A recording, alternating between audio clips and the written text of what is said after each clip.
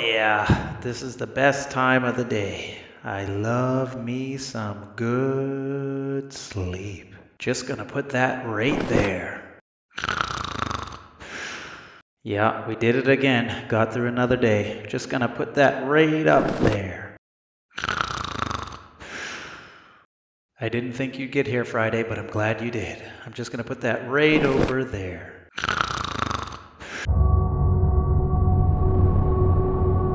Babe, babe, it's kind of chilly in here. Have you seen my housecoat?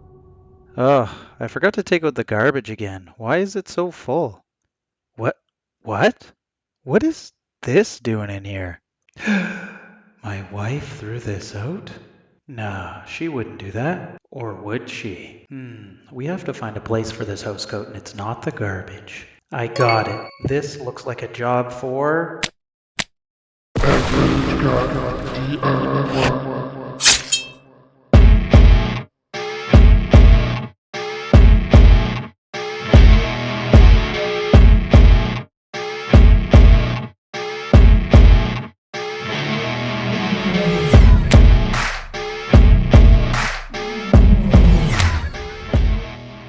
Alright, Micah, let me show you how to do this. It's all about solving problems and saving money. The first thing we want to do is find the center of this piece of wood so that our housecoat rack will look nice and even, and we'll get that approval from the wifey. Next, we want to measure 2 inches down on this piece of wood to create our hooks. We're going to take our carpenter square here and cut this wood on a slight angle because we want these hooks to be pointed upward when hanging the housecoats. Make sure to hold it steady at the tip so that it creates kind of a pivot point. Try not to make your marks aggressively hard just in case they need to be touched up. Anytime you're doing any type of cutting, make sure it's secured down so that there's no shifting or movement. Safety first. We're going to make that angled cut so we can create our very first hook. As you can see, for this next cut we already have our angle. We just have to mark the right size so that we get the right length for this cut. It's called a skill saw because you need a little bit of skill. Let's take a look at what we got so far. Looks like it's going to be a housecoat rack to me.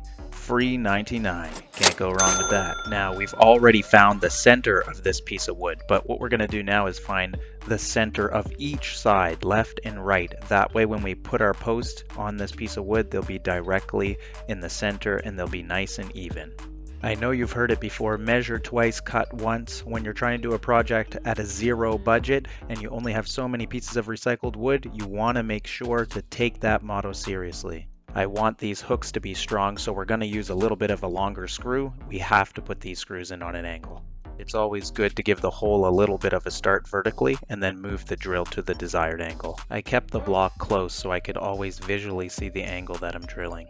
Man, Micah, your resources are limited, but I'm going to tack this thing up and secure it as best as I can to drill these holes. Now we're going to secure the hooks in place for the first time.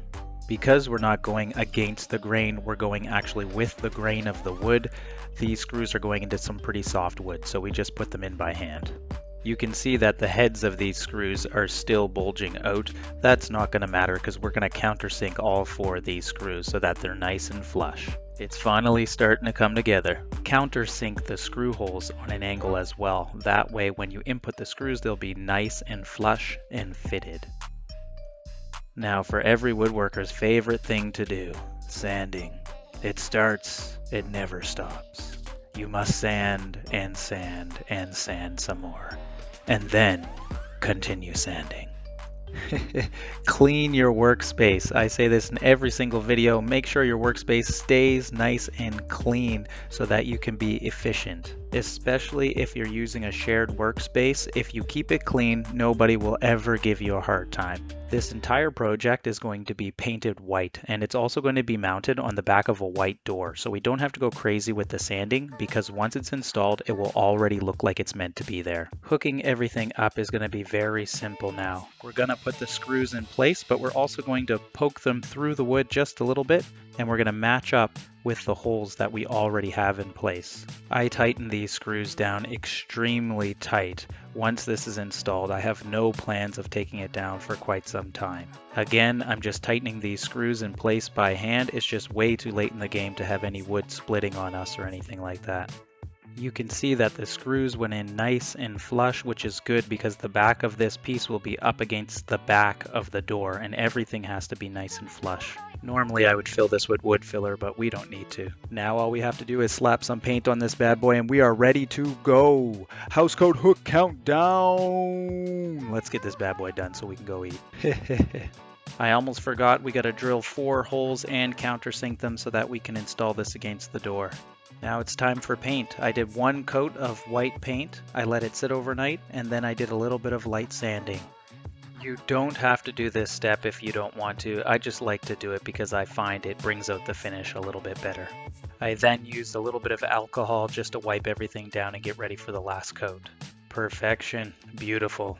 Straight shot. Looking good. Attaboy. Attaboy. Now we're going to let this dry overnight and then we're going to get it installed.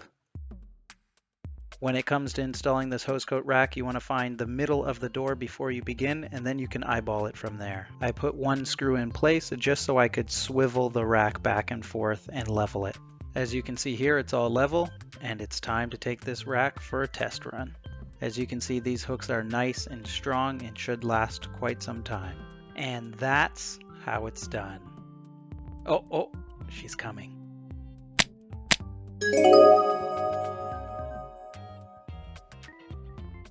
Hey, babe.